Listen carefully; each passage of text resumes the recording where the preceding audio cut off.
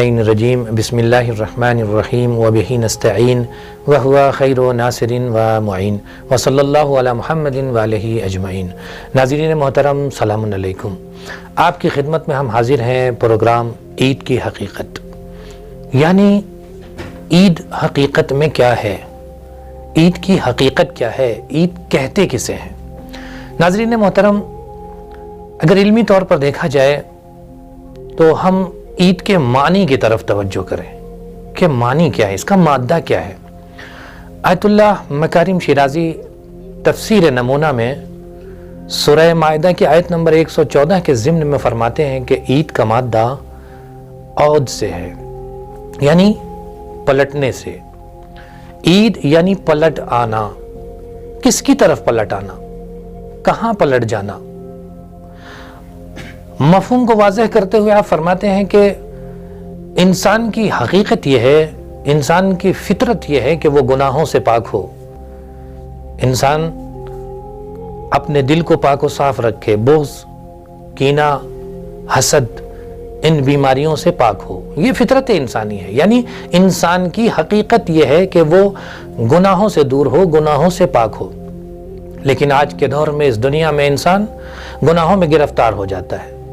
انسان گناہوں میں جب گرفتار ہو جاتا ہے تو اللہ کی طرف سے ایک مخصوص مہینہ، مخصوص تحفے کے طور پہ ماہ مبارک رمضان، جس میں شیطان قید ہے، جس میں عبادتوں اور اطاعتوں کا ثواب 2 برابر ہے، 10 برابر ہے، کئی گنا ہے، ایک اللہ بہترین موقع اپنے بہترین بندوں کو دیتا ہے کہ آؤ اور اس مہینے کی عظمتوں اور برکتوں کے ذریعے سے اپنے آپ کو گناہوں سے پاک کر لو۔ یعنی آپ شیطان کی اطاعت چھوڑیے، شیطان کی گرفت سے باہر نکلیے اور رحمان کے مرحلے میں آ جائیے، عبادت میں آ جائیے، رحمان کی طرف آ جائیے۔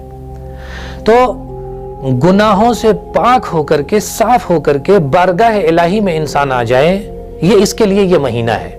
تو لہٰذا اس مہینے میں انسان عبادتوں اور اطاعتوں کے ذریعے سے گناہوں سے پاک ہو جاتا ہے، جس کے چند دن بچے ہوئے ہیں اور عید آپ کے سامنے ہے کہ انسان گناہوں سے پاک ہوگا، اور پاک ہو کر کے جب عید کے دن پہنچے گا تو اس کے پاس کوئی بھی گناہ نہیں ہوں گے۔ یعنی انسان کی حقیقت اور فطرت یہ تھی کہ وہ گناہوں سے پاک ہو، لیکن وہ شیطان کی وجہ سے گناہوں میں گرفتار ہو گیا تھا۔ آج پلٹ کر پھر وہ اپنی حقیقت کی طرف آ گیا۔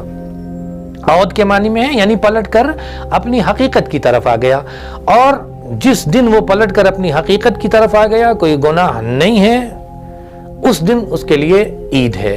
لہٰذا آیت اللہ مکارم شیرازی فرماتے ہیں کہ انسان برائیوں سے پلٹ کر نیکیوں کی طرف آ جائے تو وہ دن اس کے لیے عید کا ہے۔ یا پھر مولا کائنات نے بھی کہا کہ ہر شخص کے لیے وہ دن عید کا ہے جس دن اس سے کوئی گناہ نہ ہو۔ تو یہ تو بات ہو گئی عید کی جو ہماری زندگی میں آ رہی۔ اب ہمیں پلٹ کر کے ناظرین محترم خصوصی طور پر یہ دیکھنا ہوگا کہ کیا یہ جو عید آ رہی ہے یہ ہمارے لیے عید ہے یا نہیں ہے۔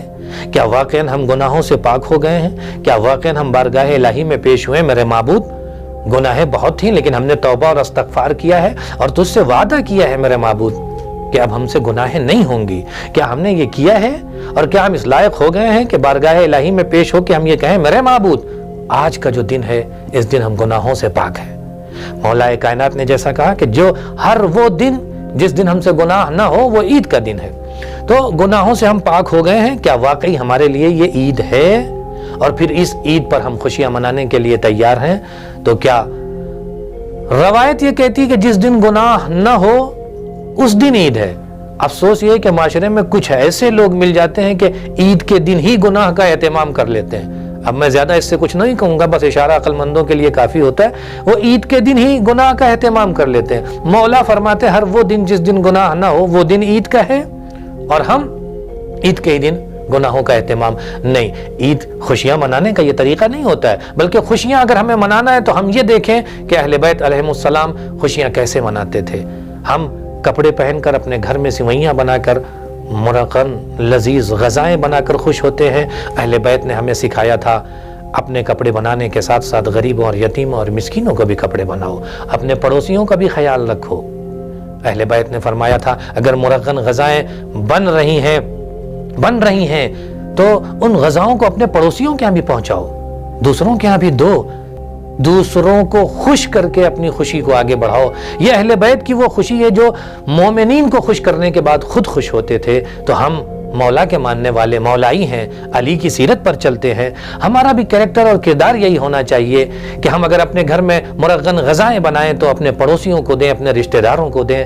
اگر نئے کپڑے بنا رہے ہیں تو پھر وہ نئے کپڑے دیکھیں یتیموں اور غریبوں کے بھی بن رہے ہیں کہ نہیں بن رہے ہیں۔ اور میرے دوستو اور عزیزو، ان خوشی کو منا کے پھر اہل بیت کی خوشی حاصل ہوتی ہے، اور پھر وہ حقیقی عید ہوتی ہے جس پہ ہمارا امام ہم سے خوش ہوتا ہے، اور امام پلٹ کر کہیں گے میرے چاہنے والے، تو نے اس طرح سے عید منائی جس طرح سے میں چاہتا تھا، تو نے مومنین کو خوش کیا۔ اور آج کے دور میں خصوصاً جب ہم لاک ڈاؤن میں گرفتار ہیں تو مومنین سے درخواست ہے کہ اب اس مرتبہ تو چھوڑ دینا، جانے دیں، کہاں مارکیٹنگ کے لیے نکل رہے ہیں؟ نہیں، قانوناً بھی غلط ہے، اور اگر دیکھا جائے تو اس لاک ڈاؤن میں ہم انہی پیسوں سے کسی غریب کی مدد کر سکتے ہیں، کسی یتیم کی مدد کر سکتے ہیں۔ عید صرف نئے کپڑے پہن کر نہیں ہوتی، بلکہ اہل بیت بتاتے ہیں کہ کبھی موقع آ جائے تو نئے کپڑے پہن کے نہیں، بلکہ انہی کپڑے کے پیسوں کو لے جا کر کے غریبوں اور یتیموں کی مدد کر کے خوشی منائیے۔ ان کے گھر میں 4 دن کھانا پہنچ جائے گا، آپ کی خوشی، ان کی خوشی، اہل بیت کی خوشی ہو جائے گی۔ تو آئیے اس طرح سے ہم بھی اس سال بائیکاٹ کرتے ہیں اور نئے کپڑے نہیں بناتے ہیں، اور ان پیسوں سے مومنین کی مدد کرتے ہیں، مومنین کی مدد کر کے بارگاہ الہی میں دعا کرتے ہیں، میرے معبود ہمارے لیے آج کی عید کو وہ عید قرار دے دے کہ جس دن ہم سے کوئی گناہ نہ ہو، اور ہمارا امام زمانہ ہم سے راضی اور خوشنود ہو۔ وصلی اللہ علی محمد وآلہ اجمعین۔